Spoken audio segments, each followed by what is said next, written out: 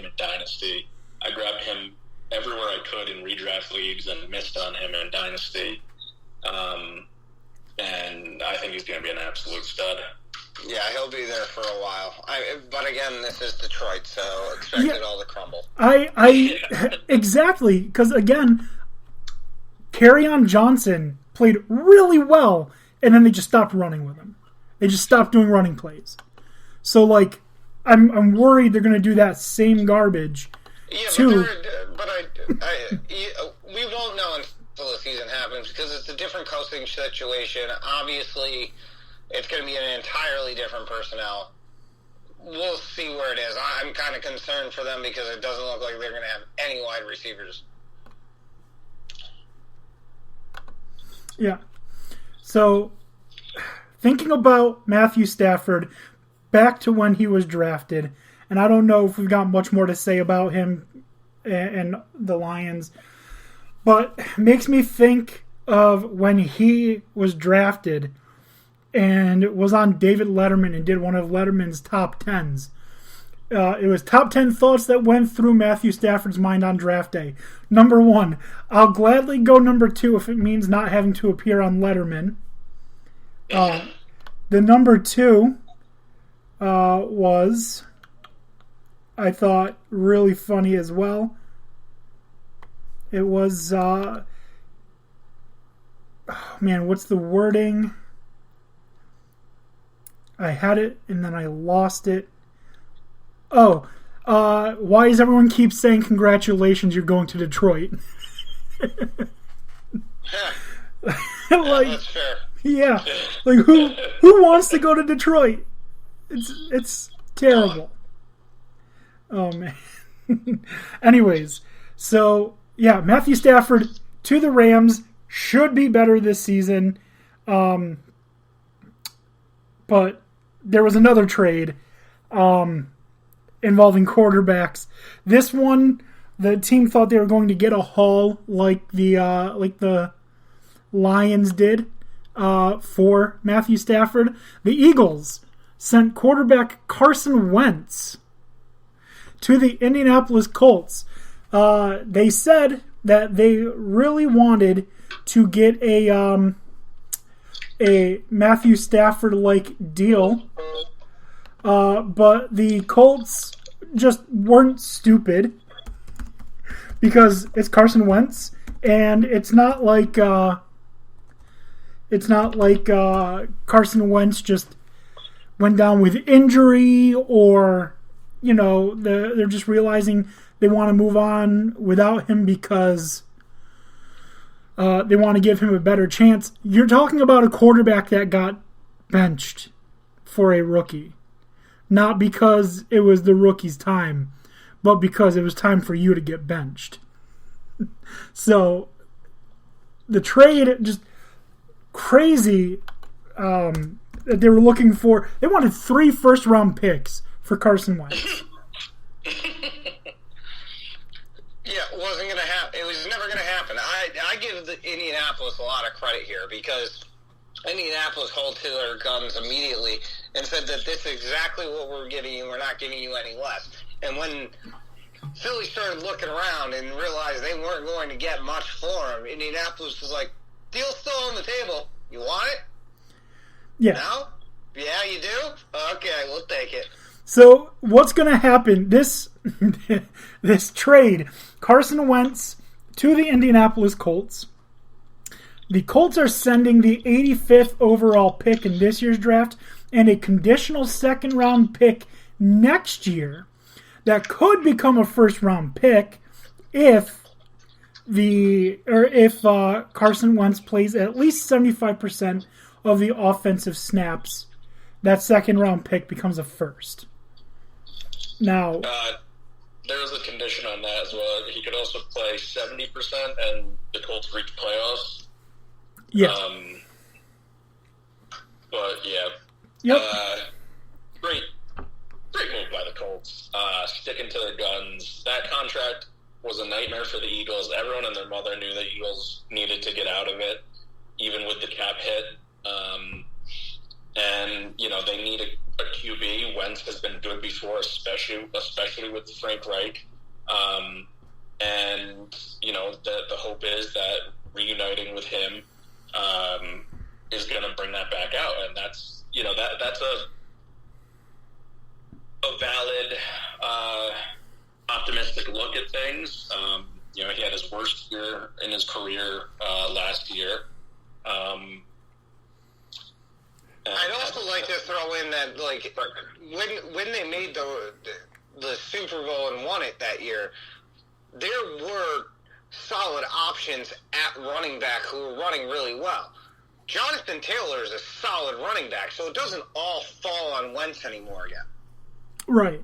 Yeah, he's not going to have to do everything. He's not going to be constantly running for his life. That O-line upgrade is legitimate. I think he absolutely needed a change of scenery, so I think it's definitely a win for Wentz. Yeah. I don't know if there's any real losers in this, except that the Eagles had a bad contract with him. And the fact that they had to settle for what they were going to get. I mean, you do this to your player. This is what if you make this decision and you put this out in the world, this is what you need to expect. I mean, that's just the way that it's going to crumble. You can't expect to get what the Eagles wanted for Wentz after you had given up on. You gave up on a player and you wanted a king's ransom for it. How the hell do you think that works? Right. If they knew that they weren't going to keep Carson Wentz, they should have kept him as the starter so that they didn't have that whole, well, you just benched him for a rookie. Because that's what really killed it. Yeah, but I mean, if you look back on it, Philly at that point was a mess. An absolute mess. Nobody knew what was going on. Nobody knew what was happening. You're talking about firing a coach 2 years removed from winning the Super Bowl. Like, the way the whole thing broke down for Philadelphia was terrible. Now, I don't feel bad. I actually feel joy for it. I find it hilarious and actually get enjoyment out of it. I hope it would be worse. Yeah, I'm sure you and Dan agree that. Yeah, like I'm watching it happen. I'd rather have to play against Carson Wentz than Jalen Hurts. Well, I mean that might be true, but I mean I don't not feel joy for Philadelphia having turmoil after winning their first Super Bowl. Yeah, I mean, it does bring me joy. Looking like schmucks all around. For me, the big thing is I go back to the Eagles fans that I know, and I ask them, "Are you sure Carson Wentz is better than Dak?" Because he's not. Well, I would say everyone is on the flip side of that. Yeah, well, be careful on that because we don't know if Dax is staying here. True. It's everyone said the injury setback Wentz, so who knows what could happen with Dak. But I'm hoping for my dynasty shares. I'm probably hoping the same thing. Dan is that Dak continues to be a beast. Yeah. And we'll get to the free agents in just a minute. But, yeah, such a terrible, terrible trade mentally for the Eagles, especially the fans, thinking Carson Wentz is the answer at quarterback. He's our number 2 overall pick, and he's going to be an Eagle for forever, so let's sign him to a long-term contract. And then they win the Super Bowl without him, and then he just gets paranoid that he's going to get hurt every play. So instead of taking the risks of standing in the pocket, he just crumbles to the ground. He throws the ball away too much, and then he just has a bad attitude. So, like, everything that could go wrong for Carson Wentz in Philadelphia did in the last season and a half, and I'm smiling. Like, I ain't mad at it. Yeah, I mean, the line kind of crumbled due to injury and other things. He got sacked 50 times last season, which is a lot. And yeah, not all of those are just on the line. He certainly held the ball too long. But I can't say I put that squarely on him. I think there's still solid hope that he returns to form, and the Eagles look even worse. Do you know what he really needs? And this is going to sound kind of stupid until I explain it. He needs to get a monster hit. He needs to get hit so hard and then realize that he's okay and that he can take those hits. Because he just looks, like I said, he used to be a great scrambler. He used to make all sorts of plays with his feet, extending plays. Now he stands in the pocket. If it looks like any pressure is going to get to him, he just goes down. He's afraid to get hit. He needs to get a huge blindside hit and just pop right back up.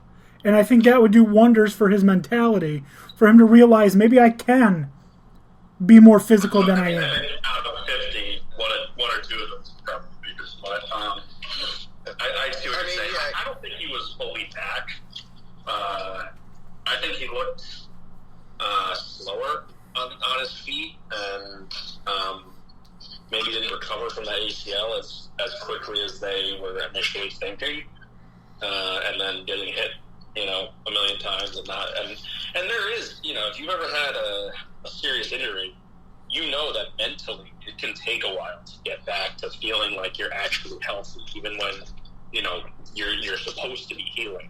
You're supposed to be, everything's supposed to be fine, but like mentally you just don't feel like you used to. Unless you're Boobie Miles. Boobie Miles is always ready. I also think that when you look at him, you've got to take into consideration the fact that you're dealing with a rookie quarterback. Now, we've all seen plenty of times where rookies go out and they perform amazingly. It's because defenses don't know necessarily how to scheme against them at the same speed, account for everybody else. You've got to account for a wild card. Once they figure that out, we've seen it break down multiple times before. We've seen it happen to RG3. We've seen it happen to multiple quarterbacks where, okay, you bring something new to the table and something that we're not quite expecting. This is the same way I feel about Kyler Murray and Tua, although Kyler made strides in his sophomore season, so he's a little bit of the exception, but it can go either way. Dude, Kyler just needs a left tackle. If he can get a solid... What I'm saying is the fact that we don't know the way that this trajectory is going to go. A lot of this is going to be based on the way that the coaching staff and everybody puts people around him, but you also have to take into account that a bunch of other teams are going to account for what he can do now. We've seen him. There's film now. Right. And teams have had success. It didn't take very long for teams to figure out Jalen Hurts. The Cowboys, who had a very bad defense in the beginning of the season, it came together a little bit toward the middle of the season. They held Jalen Hurts in check. But if they can do it, any defense can really hold him. The issue is going to be very similar to the issue that people were saying with Dak. Yeah, he can beat you in the run, but if you need him to beat you with his arm, then you're going to have a good time. He needs to develop the ability to beat teams with his arm as well, because you can't just run around and win games. I mean, people are figuring out Lamar because he can't throw. So he needs to develop that passing game that he didn't have in the SEC, that I'm not even going to count a passing game in the Big 12, because if you ask them how to spell defense, they're not going to know. So if right, and that's the biggest question mark here, because I mean, who are we really dealing with? Are we seeing the guy who came in at the end of the season that did this, or are we seeing somebody that can be figured out and planned and schemed against if he's not going to, get out of his own head, like you were saying, with worry about getting assaulted, and possibly injuring himself. But teams, you're in the NFL, there's only 32 teams. Teams aren't dumb, and they're not going to be made to look like fools. So they're going to give you their best effort. I mean, there's the Jets. So. I don't know if he did that. What's that? I said there's the Jets, so I mean, there's 31 teams in the NFL.